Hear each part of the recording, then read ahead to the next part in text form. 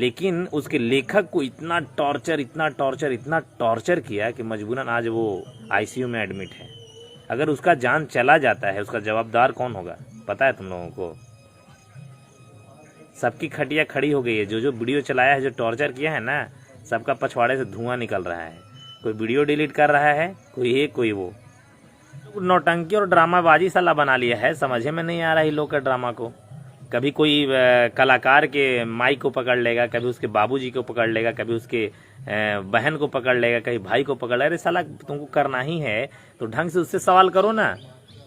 Torture तो ऐसे करते हो कि माइक ही मुंह में पता नहीं कहाँ डाल दोगे। ड्रामेबाजी का सीमा एकदम ना क्रॉस कर चुका है लोग। और हमको तो लगता है कि अब पत्रकारों को ही ना, इस जो पत्रकार तो इन लोग को नहीं कहिए, इन लोग को एक चाटुकार कह सकते हैं, दो कौड़ी वाले। अब भरपूर एक वीडियो बनाइए आप लोग ना, यही लोग को रिलाई करते हुए।